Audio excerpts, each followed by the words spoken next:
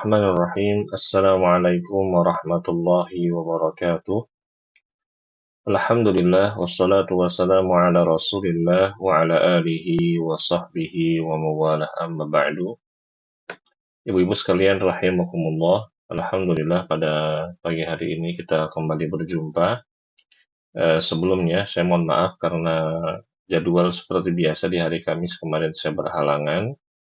Jadi jadwal kajian kita pekan ini dialihkan menjadi hari Sabtu di pukul 9 hingga pukul 10 insya Allah.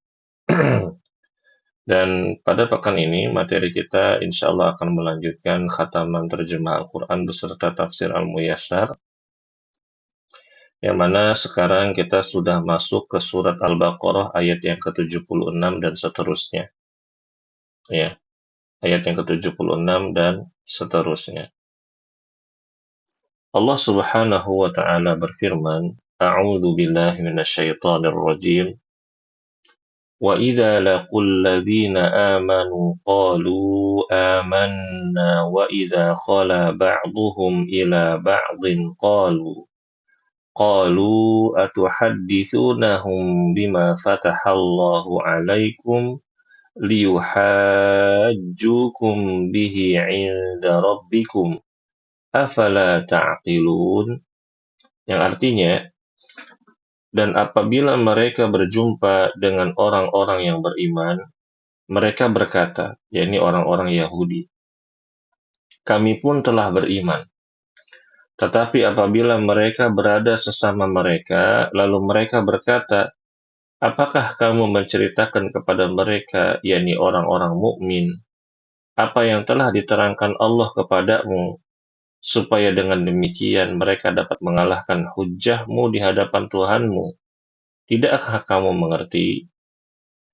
Nah, para ulama ahli tafsir mengatakan di dalam tafsir Al-Muyassar, maksud dari ayat ini, ibu-ibu rahimakumullah, bila orang-orang Yahudi tersebut bertemu dengan orang-orang mukmin, maka mereka akan mengucapkan dengan lisan mereka, kami beriman kepada agama kalian dan Rasul kalian yang telah diberitakan di dalam Taurat.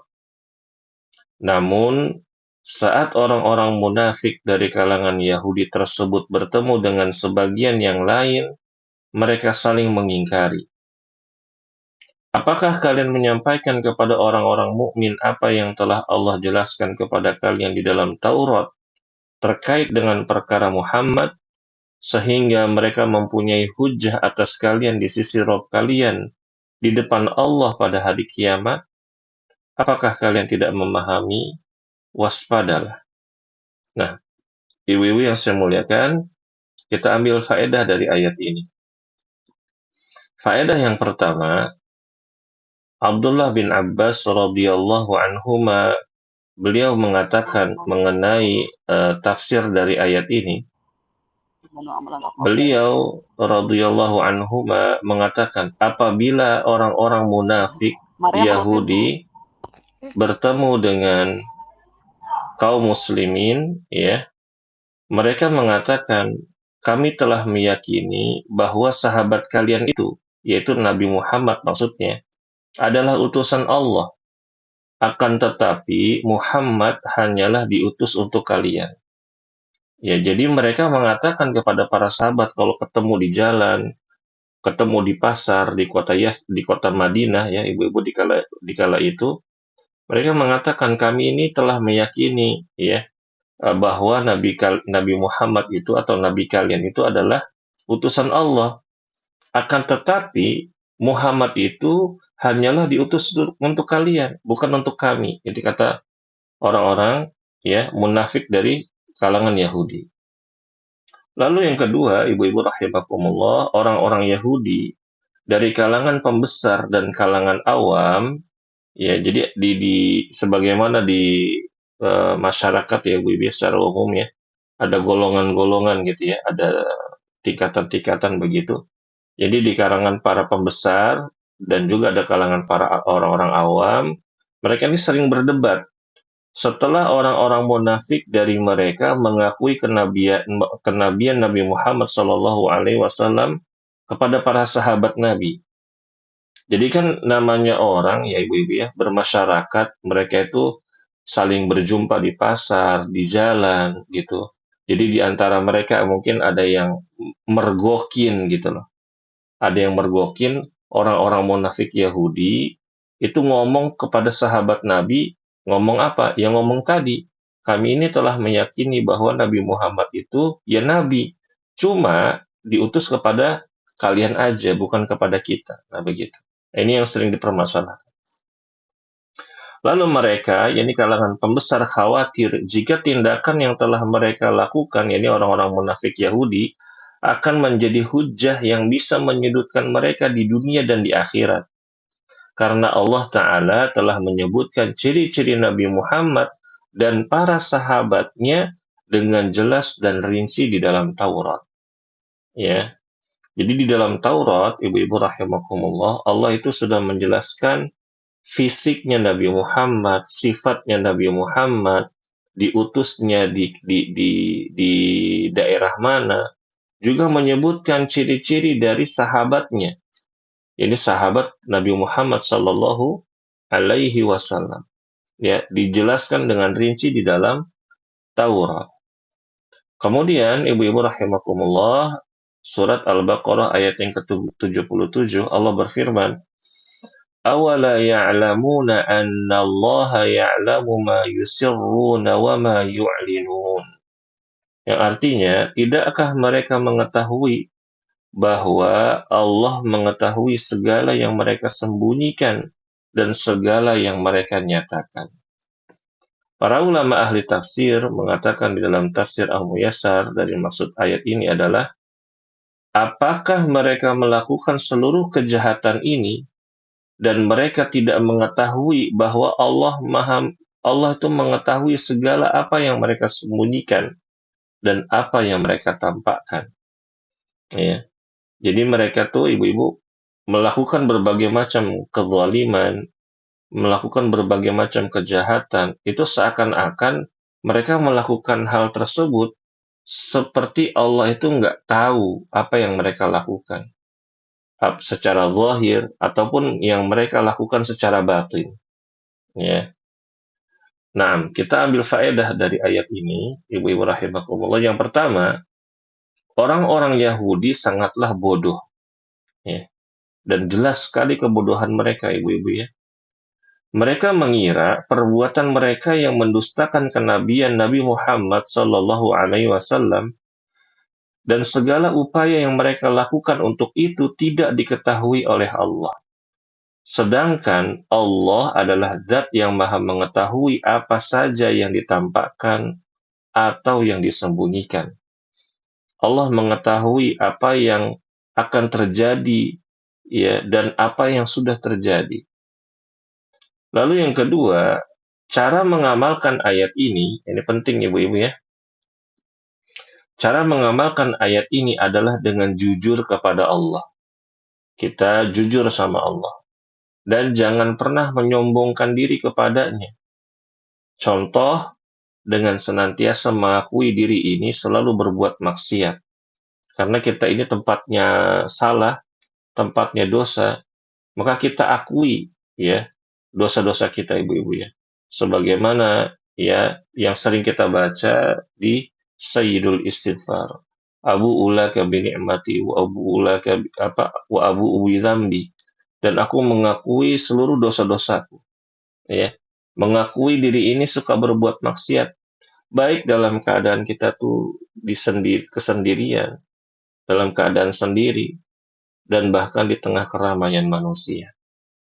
Kemudian mengakui semua dosa-dosa yang telah diperbuat murni dari kesalahan diri sendiri.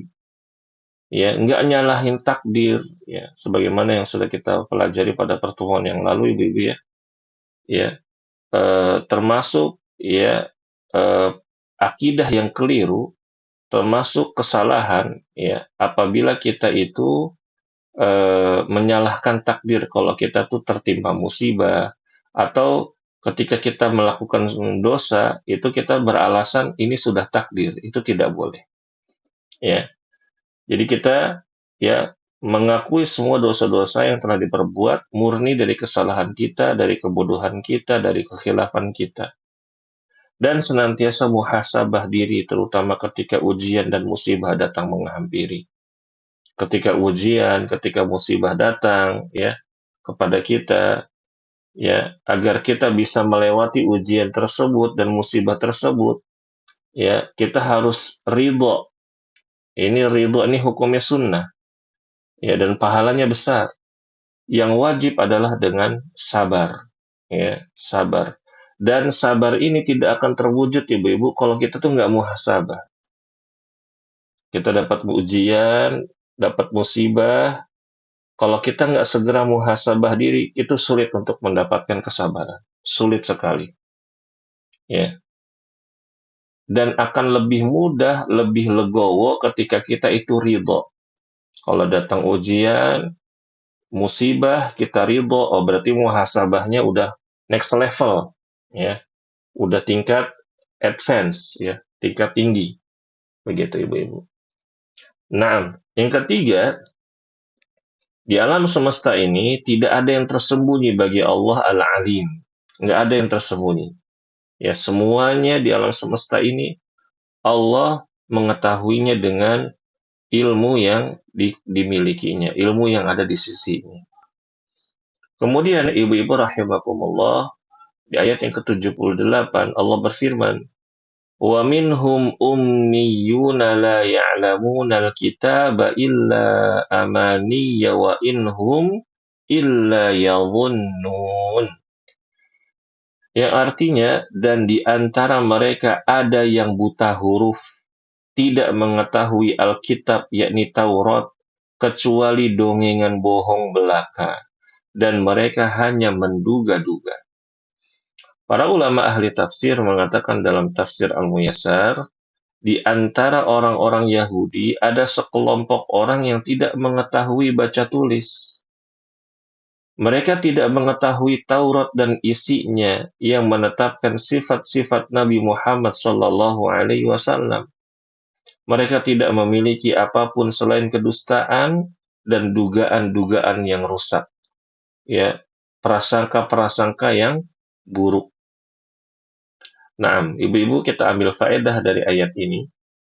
Yang pertama, di antara orang-orang Yahudi ada golongan pembesar, seperti pemimpin suku atau pemimpin kabilah, para ulama atau pendeta, para orang-orang kaya, dan juga orang-orang biasa dari kalangan menengah ke bawah. Nah, di antara mereka itu ada yang tidak bisa membaca dan tidak bisa menulis, dan juga tidak bisa membaca Taurat. Ya, begitu ibu-ibu. Jadi, nggak semuanya orang Bani Israel, nggak semuanya orang Yahudi itu bisa baca Taurat. Yang bisa baca Taurat hanyalah orang-orang tertentu saja. Lalu yang kedua, kebanyakan mereka itu adalah orang-orang rusak, baik akidah dan amaliyahnya. Akidah itu pemahaman, amaliyah itu ya perbuatan, ya ibu-ibu ya. Para pembesar saling tolong-menolong dalam kesesatan. Jadi pembesar tadi itu adalah orang-orang kaya, pemimpin kabilah, pemimpin suku, para pendeta, para ulamanya orang-orang Yahudi, ya. Mereka tuh saling tolong-menolong dalam kesesatan demi melampiaskan hawa nafsu mereka. Dan orang-orang menengah ke bawah banyak yang bodoh dan tidak peduli dengan agama mereka. Maka ibu-ibu rahimakumullah, mereka dengan sebab itu berubah menjadi sekumpulan umat yang rusak. Cara beragama mereka hanya berlandaskan apa yang mereka inginkan, bukan apa yang Allah inginkan. Ya. Ini ibu-ibu ya, penting sekali ya. Coba di kalangan orang-orang Yahudi, kenapa orang-orang Yahudi itu bisa rusak? Para pembesarnya, mereka tuh saling tolong-menolong dalam kesesatan, dalam kedustaan, dalam kekufuran. Lalu masyarakat menengah ke bawahnya itu banyak yang bodoh. Orang-orang bodoh, orang-orang nggak peduli sama agama. Yang penting mereka tuh hidup, makan, udah selesai kayak gitu. Urusannya hanya perut. Ya. Sehingga Ya, mereka ini jadi umat yang rusak. Ya, seperti itu. Lalu yang ketiga, jangan seperti orang-orang Yahudi ini.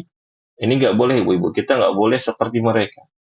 Jauhi jejak langkah mereka dalam kehidupan mereka, dalam kehidupan kita. Selisihi kebiasaan mereka agar kita menjadi umat yang selamat. Jika kita mengikuti jejak-jejak mereka, maka kita akan seperti mereka. Dan Nabi Muhammad Shallallahu Alaihi Wasallam telah melarang dalam hadis, "Man tashabbaha biqaumin fahuwa minhum." Barang siapa yang menyerupai suatu kaum, maka mereka termasuk dari golongannya. Hadis riwayat Abu Dawud. Ya. Dan yang keempat, ibu-ibu rahimakumullah, ayat ini juga menjadi cermin bagi kita umat Islam. Ya, ini penting ya, ibu-ibu. Ya, ayat ini cermin bagi kita. Ini umat Islam, umat yang paling mulia. Ya, umat walaupun paling belakangan, ibu-ibu. Kita ini umat yang dimuliakan. Ya, karena nabi kita adalah nabi yang paling mulia. Agar kita ini serius dalam menuntut ilmu agama. Ya, kita ini serius dalam belajar agama, mengenal Allah, mengenal Nabi Muhammad, mengenal Islam, serius dalam mengamalkan ilmu yang sudah kita pelajari, ya, ibu-ibu. Jadi jangan sekenanya, ya, jangan sekenanya, dan jangan kita itu, ibu-ibu rahimakumullah, mementingkan duniawi ketimbang akhirat. Jangan. Ini filosofi yang salah. Ya, tapi kan dunia itu penting, Ustaz. Iya, dunia itu penting, Ibu. Tapi jangan kita kalahkan dunia. Tapi kita selalu dahulukan akhirat. Kalau kita dahulukan akhirat, Ibu-ibu, dunia itu nanti akan ngikut. Ya, dunia itu pasti akan ikut. Nah, begitu. Dan manfaat kita itu belajar agama dengan benar, dengan serius, itu agar kita tidak mudah dibohongi oleh ulama-ulama atau ustadz-ustadz yang mengajarkan apa yang tidak ada asal-usulnya dari wahyu, yaitu dari firman Allah dan hadis-hadis Nabi Muhammad Shallallahu Alaihi Wasallam. Ya, ibu-ibu, di zaman sosmed sekarang ini kita sering menemukan oknum-oknum yang mengajarkan umat ini dengan dongeng-dongeng, dengan kisah-kisah yang aneh. Ya, sebagian dari mereka fokus agar mereka itu dimuliakan karena misalkan contoh mereka tuh keturunan nabi. Jadi mereka itu fokus agar mereka tuh dimuliakan, mereka tuh bikin cerita-cerita bohong.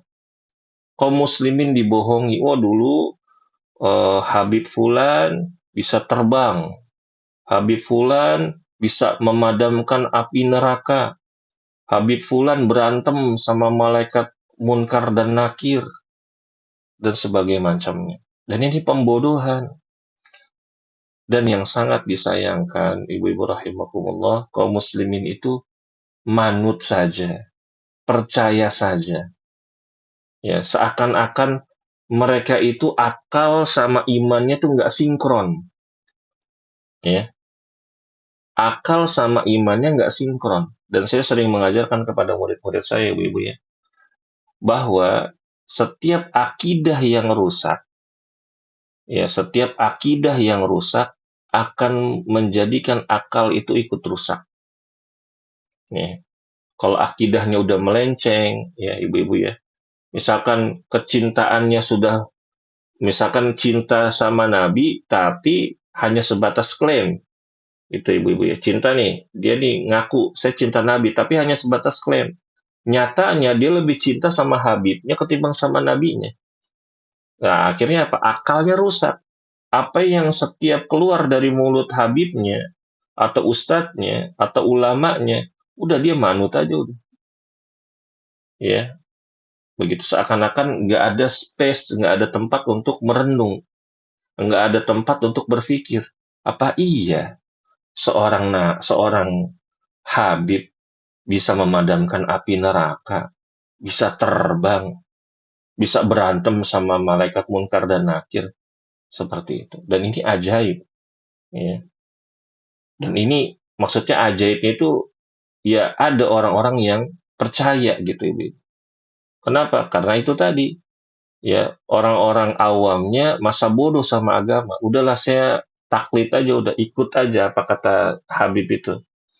Ya, seakan-akan Habib itu atau ulama itu atau kiai itu udah punya stempel surga. Jadi kalau udah ngaji sama dia udah pasti masuk surga, udah kayak begitu aja. Dan ini nyata ibu-ibu rahimakumullah. Makanya ibu-ibu rahimakumullah manfaatkan majelis-majelis ilmu yang tersebar. Manfaatkan media-media yang ada di genggaman kita dengan handphone kita. Kita dengerin kajian-kajian yang isinya qala Allah, perkataan Allah, wa qala Rasul, perkataan Rasul kita, perkataan para sahabat, perkataan ulama-ulama yang lempeng, ulama-ulama yang lurus, ulama-ulama yang jauh dari khurafat, ya. Begitu. Emang kadang-kadang ibu-ibu kalau misalkan ngelihat nih ada ulama-ulama yang membawakan dalil dari Al-Quran, dari hadis, perkataan ulama, perkataan tabiin, ya itu kadang-kadang omongannya tuh agak pedes segala macam gitu. Sebenarnya mereka tuh paling sayang sama umat Islam, ya paling sayang sama umat Islam. Mereka tuh nggak mau kaum muslimin terjatuh kepada kesyirikan. Mereka tuh nggak mau kaum muslimin terjatuh kepada kebid'ahan. Begitu. Memang cara penyampaiannya mungkin berbeda-beda. Ada yang penyampaiannya dengan lugas, ya. Ada yang penyampaiannya dengan lemah lembut. Ya, tapi selama itu kebenaran, selama itu adalah firman Allah, hadis Nabi, sahih hadisnya, perkataan ulama yang bisa dipertanggungjawabkan kebenarannya, maka kita harus ikut. Ya.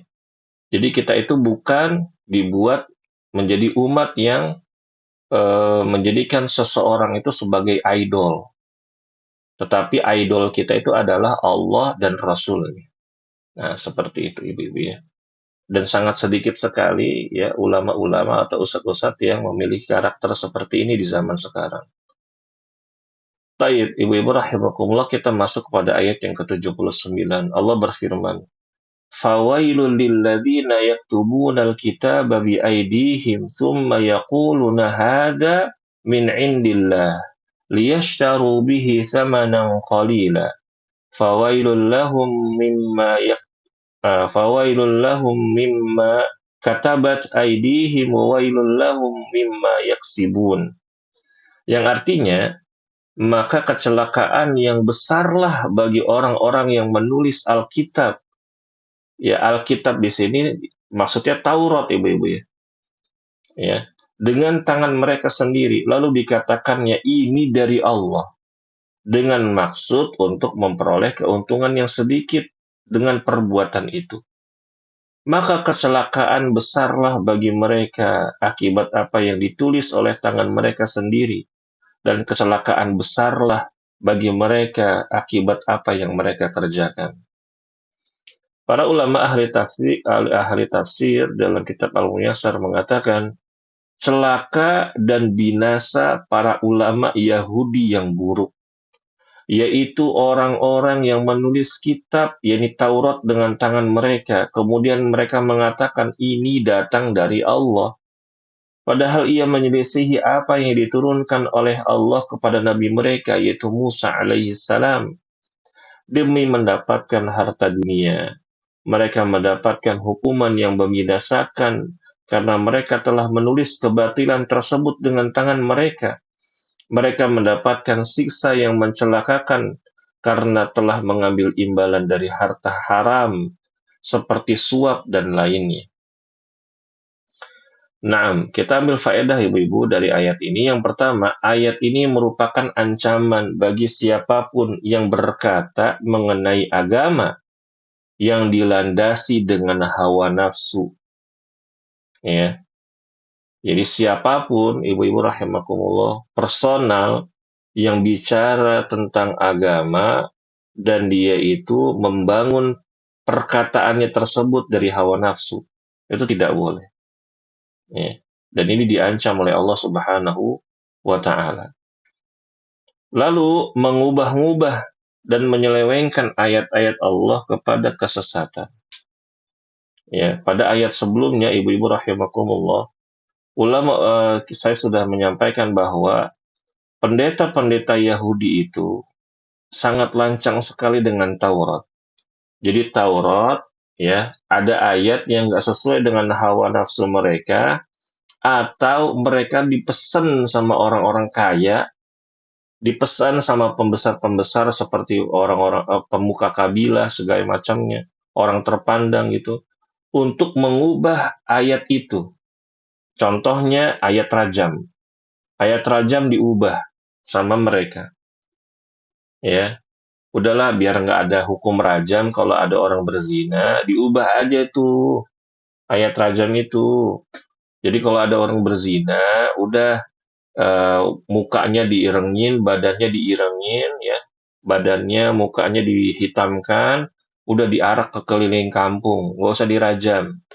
Dan itu mereka mengatakan ini dari Allah. Padahal Allah perintahkan untuk merajam siapapun ya, mereka yang berbuat zina. Seperti itu. Itu di dalam Taurat. Itu contohnya ya, ibu-ibu. Jadi ayatnya dihapus, terus mereka tulis tuh, ya, dengan tangan mereka. Dan mengatakan ini dari Allah. Na'udzubillah.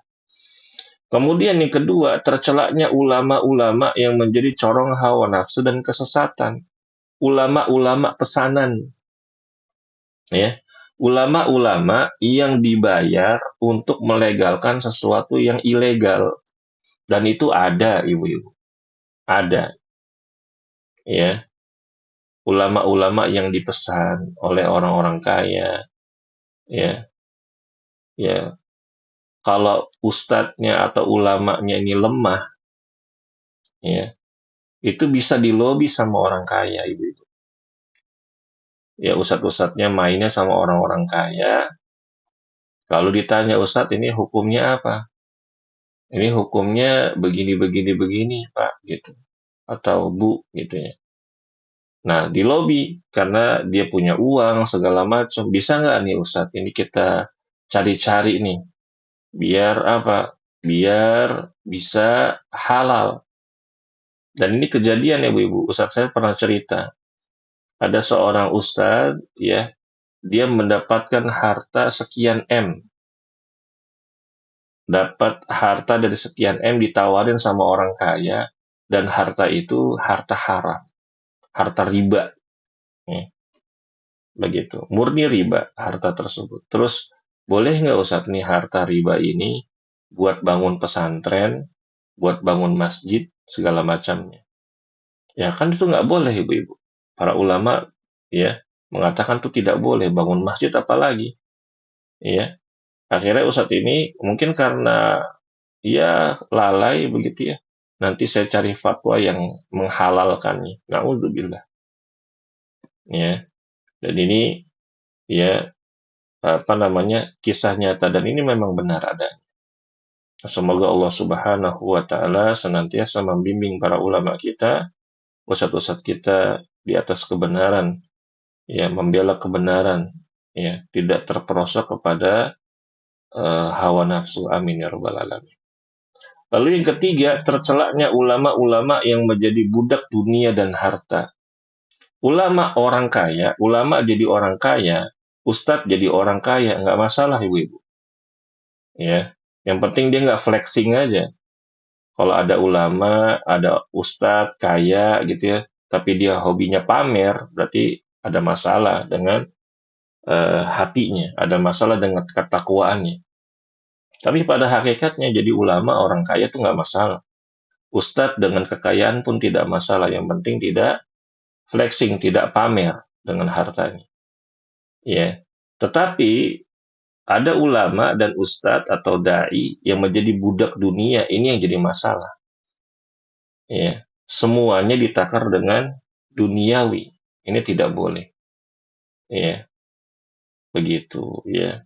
Makanya ibu-ibu rahimakumullah, saya sering mengulang-ulang di majelis kita ini, ibu-ibu kalau nanti anaknya jadi ustadz, diingatkan agar ikhlas karena Allah Subhanahu wa taala. Nah, kamu itu berjihad di jalan Allah dengan ilmu.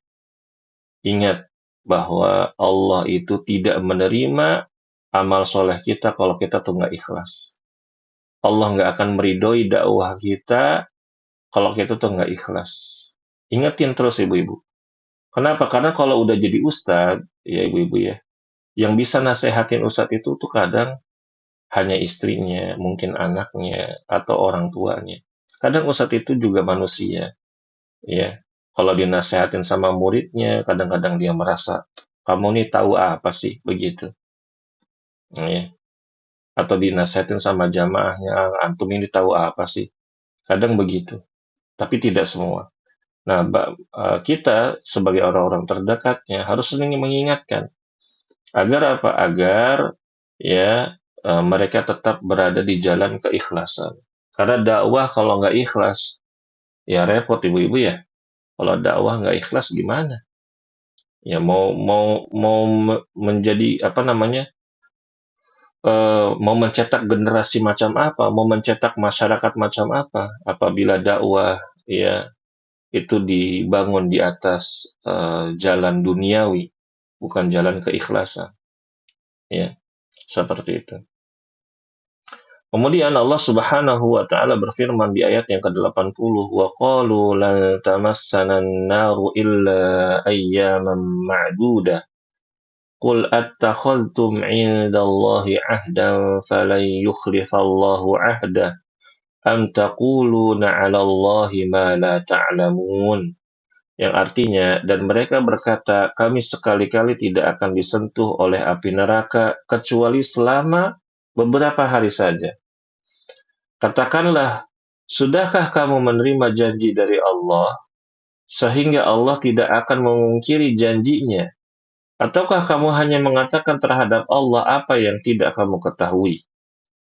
Para ulama ahli tafsir mengatakan, Bani Israel berkata, ini orang-orang Yahudi, Ibu ya, kami ini tidak akan tersentuh api neraka di akhirat kecuali beberapa hari saja. Itu mereka klaimnya gitu, Ibu-ibu. Maka Allah perintahkan Nabi Muhammad, wahai Rasul, katakan kepada mereka untuk membantah klaim mereka. Apakah kalian mendapatkan janji demikian dari Allah? Bila benar, maka Allah tidak menyelisihi janji-janjinya. Ternyata tidak. Sebaliknya, kalian hanya berkata dusta atas nama Allah semata. Ya. Nah, ibu-ibu kita ambil faedah dari ayat ini.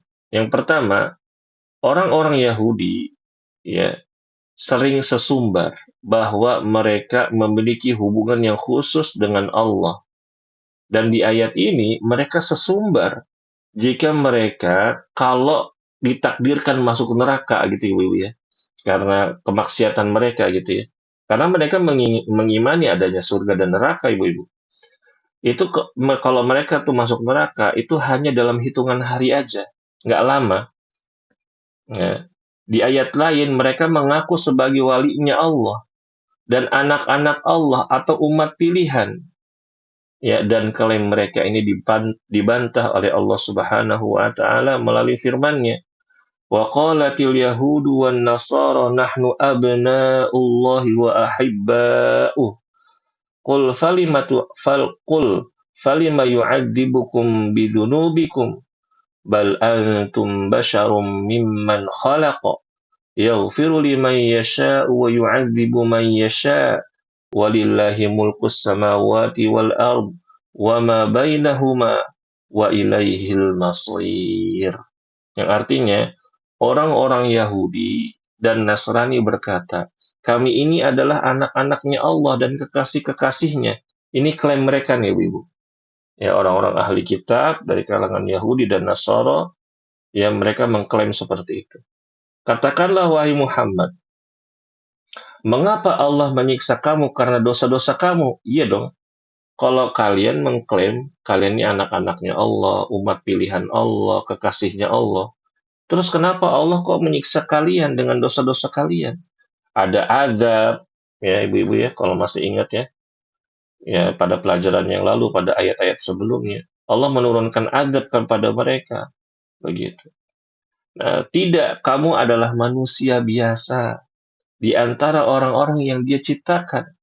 Dia mengampuni siapa yang Dia kehendaki dan menyiksa siapa yang Dia kehendaki. Dan milik Allah seluruh kerajaan langit dan bumi serta apa yang ada di antara keduanya, dan kepadanya semua akan kembali.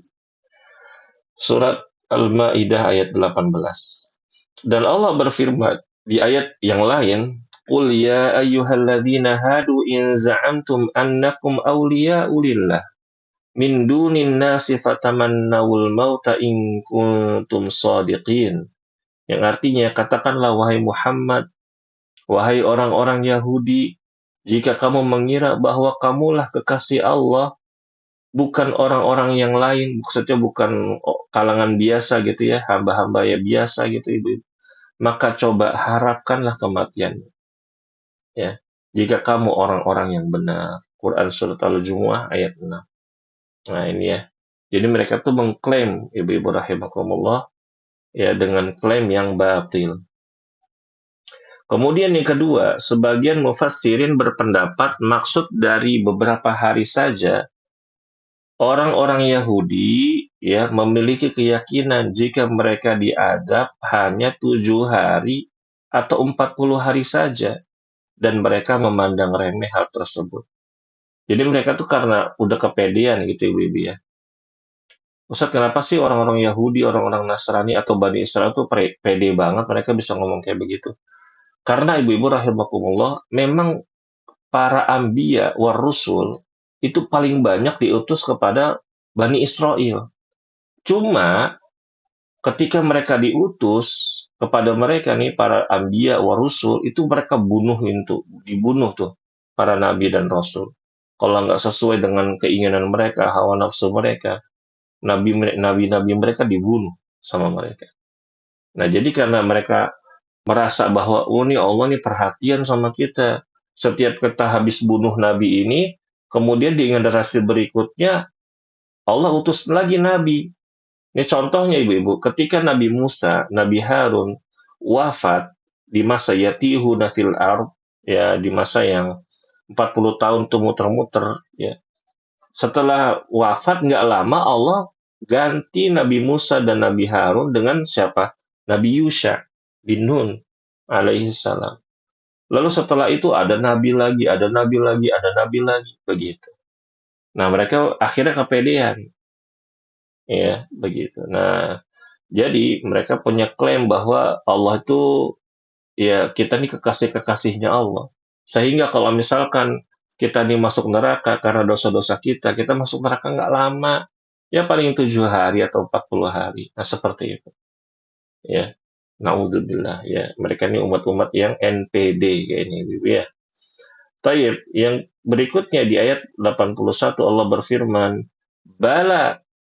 Ini bantahan untuk mereka dari Allah ya. Man kasaba sayyi'atan wa ahatat bihi khati'atuhu faulaika ashabun nar hum fiha khalidun. Yang artinya, bukan demikian yang benar, barang siapa yang berbuat dosa dan dosanya telah menenggelamkannya, mereka itulah penghuni neraka, mereka kekal di dalamnya. Ya, dibantah sama Allah apa yang ya mereka klaim. Para ulama ahli tafsir mengatakan hukum Allah tetap. Hukum Allah itu adil. Ya.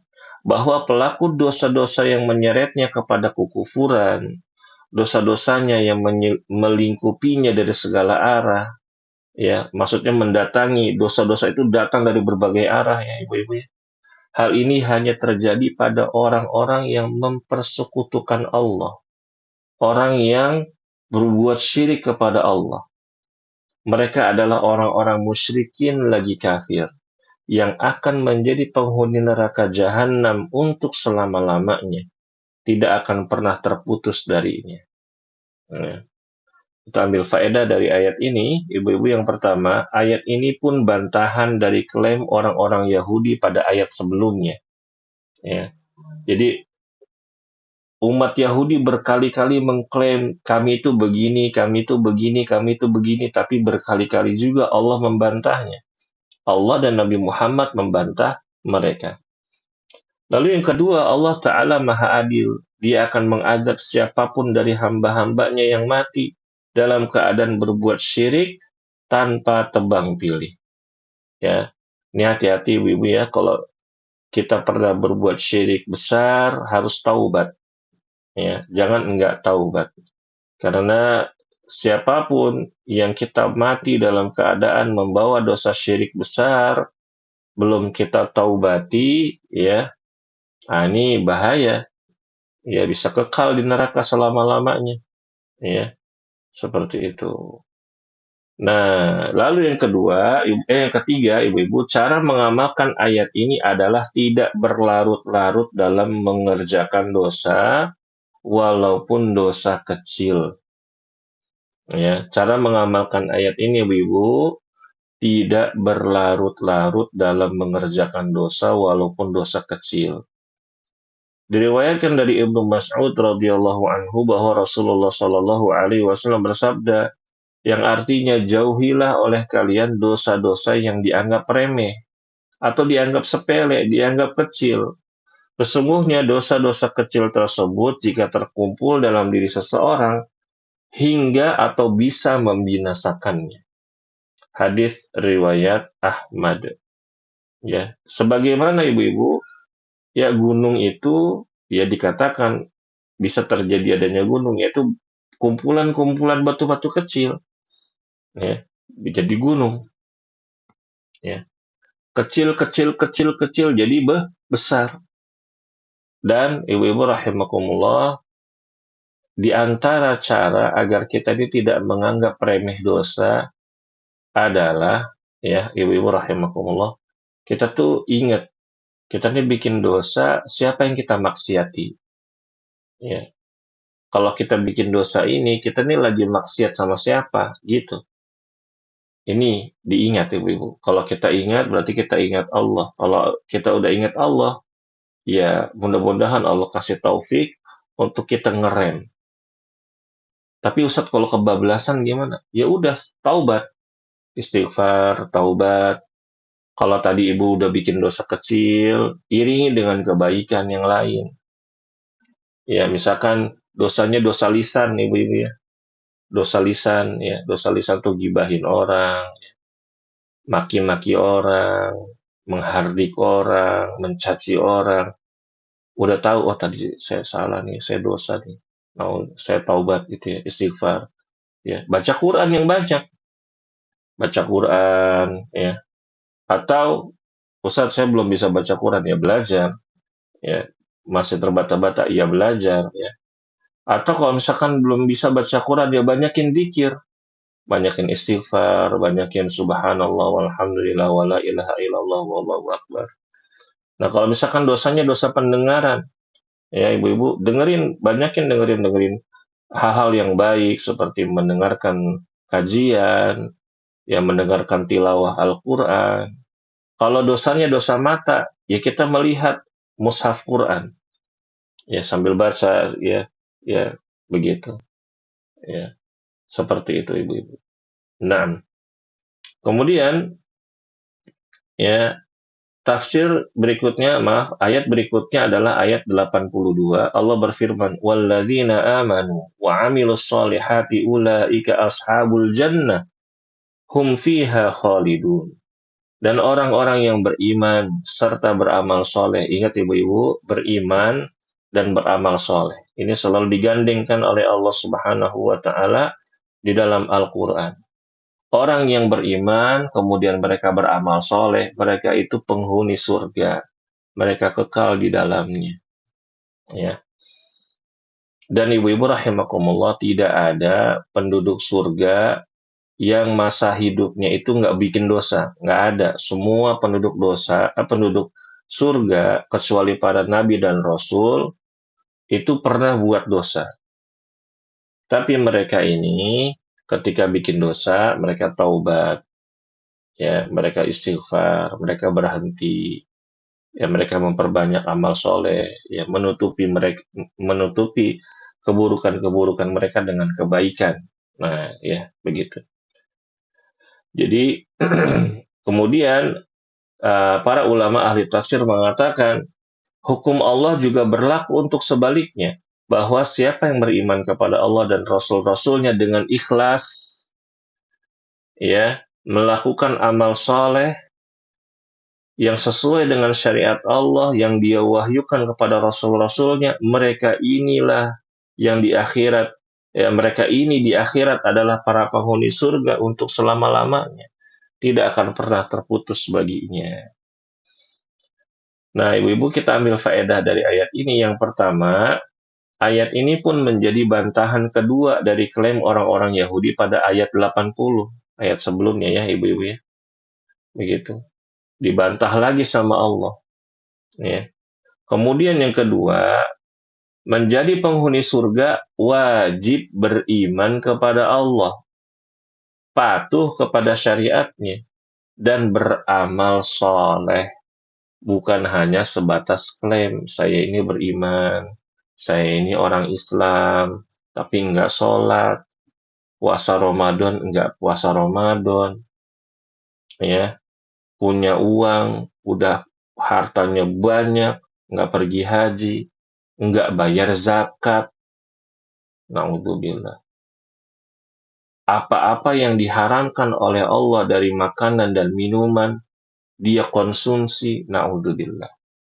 Ya, seperti itu ibu-ibu rahimakumullah. Ya. Jadi ciri-ciri penghuni surga di ayat ini adalah siapa? Mereka yang beriman sama Allah, beriman kepada para nabi dan rasul, ya, beriman kepada para malaikat, beriman kepada kitab-kitab, beriman kepada hari akhir, beriman kepada takdir baik dan buruk, kemudian mereka beramal soleh, mengamalkan syariatnya, apa namanya, mengerjakan perintahnya, menjauhi larangan, begitu. Bukan hanya sebatas klaim yang ada di KTP, ya, agama Islam, tapi ya perbuatannya jauh dari nilai-nilai Islam. Kemudian ibu-ibu di ayat 83, dan ini mungkin ayat yang terakhir pada kajian kita pada hari ini. Wa idh akhadna mitsaqa bani Israila la ta'buduna illallah wa bil walidaini ihsana wa dzil qurba wal yatama wal masakin wa qulu lin-nasi husna wa aqimus salata wa atuz zakata thumma tawallaitum illa qalilan minkum wa antum mu'ridun. Nah, ibu-ibu, artinya dari ayat ini, dan ingatlah ketika kami mengambil janji dari Bani Israel, yaitu yang isinya, janganlah kamu menyembah selain Allah, jangan berbuat syirik, dan berbuat baiklah kepada ibu bapak, birrul walidain, berbuat baiklah kepada kerabat, yakni pada keluarga, adik, keponakan, ya, seperti itu, keluarga inti ibu-ibu ya. Anak-anak yatim, ya, dan orang-orang miskin, serta ucapkanlah kata-kata yang baik kepada manusia, dirikanlah sholat dan tunaikanlah zakat. Kemudian kamu tidak memenuhi janji itu, kecuali sebagian kecil dari kamu, dan kamu selalu berpaling. Nah, dan ini ibu-ibu, ayat ini menjadi dalil bahwa tidak semua orang-orang Yahudi itu, ya, tidak mengamalkan Taurat. Ada juga, cuma kecil, sebagian kecil saja di antara mereka. Ya.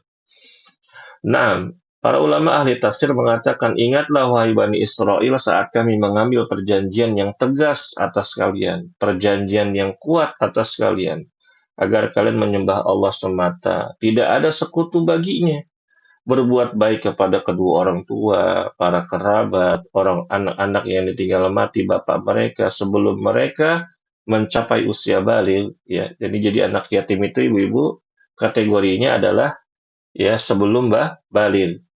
Orang-orang yang membutuhkan, yang tidak mempunyai apa yang bisa menutup hajat kebutuhan mereka. Ini orang-orang miskin, ya.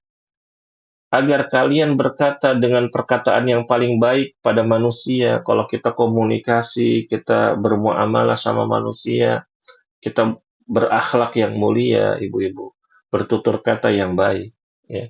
Ditambah dengan mendirikan sholat, ya, dan menunaikan zakat, namun kalian justru berpaling dan membatalkan perjanjian tersebut, kecuali sedikit orang dari kalian, dan kalian tetap bersikukuh menoleh dan berpaling. Ya, kita ambil faedah dari ayat ini, Ibu. Yang pertama, syariat agama Yahudi yang dibawa oleh Nabi Musa ada kemiripan dengan syariat Nabi Muhammad. Ya, syariatnya seperti apa? Seperti tauhid, birrul walidain, menyambung tali silaturahim, memperhatikan anak yatim, membantu orang-orang yang membutuhkan baik dari kalangan orang miskin atau tidak, ya, berkata yang benar. Ya, berkata yang benar itu udah termasuk jujur, berkata baik, sopan, berkata sesuai dengan keadaan, ya, mendirikan sholat dan membayar zakat. Nah, ini sebagian ulama, ibu-ibu rahimahumullah, mengatakan bahwa ciri-ciri orang yang bertauhid, yang tauhidnya benar, adalah mereka itu berbakti sama kedua orang tua. Ya, suka nyambung tali silaturahim. Ya, memperhatikan anak yatim dengan sesuai kemampuannya. Ya, yang punya hartanya banyak, ya kita misalkan ada anak yatim, kita suruh tinggal di rumah kita biayai, kita urus, ya semuanya. Begitu. Atau yang mungkin hartanya terbatas, ya sekedar ya semampunya dia. Ya misalkan contohnya ya kasih uang jajan, ya atau mengelus kepalanya, diperhatikan, ya. Atau misalkan nggak punya harta, tetapi tetangga kita nih ibu-ibu ada anak yatim, kita nggak punya harta. Apa yang bisa kita kasih ke dia? Mungkin perhatian, dijagain. Kalau misalkan ketemu di jalan, dia lagi jalan kaki, nah ayo pulang yuk bareng yuk, mau kemana mau pulang gitu, diantar, ya begitu segala macam. Ini bentuk memperhatikan anak ya, anak yatim. Kemudian membantu orang-orang yang membutuhkan baik dari kalangan orang miskin atau tidak. Nah, orang yang membutuhkan pertolongan itu bukan hanya orang miskin aja. Orang kaya pun kadang butuh pertolongan kita. Ya, berkata yang benar, ya, mendirikan sholat, ya, mendirikan sholat itu adalah ibu-ibu rahimakumullah, sholat sebagaimana Rasulullah Shallallahu Alaihi Wasallam sholat. Kata Rasulullah, sallu kama ra'aitumuni usolli, ya, dan kemudian membayar zakat. Ustaz, kalau kita belum ada kewajiban zakat gimana? Ya sedekah, ya seperti itu. Lalu yang kedua, ayat ini menjelaskan bahwa orang-orang yang bertauhid dengan benar harus selaras dengan amalan sehari-harinya.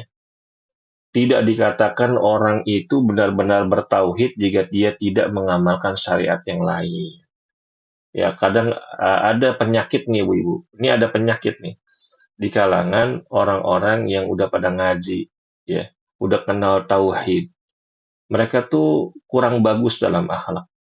Ada sebagian dari mereka punya hutang nggak dibayar, ya, ini paling banyak, ya, ngomong ya sekenanya, ya, bermuamalah sesama teman pengajian sekenanya, ya, begitu. Kalau diingetin, yang penting saya bertauhid, yang penting saya nggak berbuat syirik, ya. Ya memang benar, betul, ya, tapi tidak seperti itu. Ya, memang syirik itu apa namanya dosa yang paling besar. Tapi kalau kita mendolimi orang, ibu-ibu, kita zolim sama orang, ya, habis pahala kita nanti di akhirat. Ya, walaupun kita punya pahala segede apapun, kalau kita hidupnya zolim sama orang, tidak mengamalkan apa namanya syariat dengan benar, ya, maka habis bisa pahala kita, bisa jadi dosa orang lain ke kita. Naudzubillah. Ya. Lalu yang ketiga, ayat ini mengabarkan bahwa lagi-lagi Bani Israel tidak memenuhi janji untuk mengamalkan isi Taurat. Nah ini ibu-ibu pelajaran buat kita. Ya. Kita nih belajar khataman terjemah Quran, itu tujuannya untuk diamalkan. Ya, bukan hanya menjadi isi perpustakaan, sekedar tahu, ya sekedar wawasan tidak, tapi ini untuk diamalkan. Ya, ilmu yang berkah itu ilmu yang diamalkan, bukan ilmu yang tersimpan di dalam akal, tidak, tapi ilmu yang kita amalkan. Karena ya buah dari ilmu itu adalah amal. Ya, ya orang-orang yang berilmu itu mungkin banyak, tapi orang-orang yang mengamalkan ilmunya itu orang-orang yang sedikit. Ya, jadi ibu-ibu rahimakumullah, agar kita istiqomah nih ikut pengajian, ya kita tuh niatkan untuk bisa diamalkan semampu kita. Ini saja ibu-ibu rahimakumullah, mudah-mudahan apa yang kita pelajari pada pagi hari ini bersama-sama diridhoi Allah Subhanahu wa taala, disempurnakan pahalanya dan diterima oleh Allah Subhanahu wa taala pahalanya amal solehnya. Dan semoga Allah mengaruniakan kepada kita ilmu yang bermanfaat. Amin ya rabbal alamin. Kita tutup subhanakallahumma wa bihamdika asyhadu an la ilaha illa anta astaghfiruka wa atubu ilaik. Wassalamualaikum warahmatullahi wabarakatuh. Waalaikumsalam warahmatullahi wabarakatuh. Jazakallah khair, Ustaz. Wa jazakumullah khair ibu-ibu.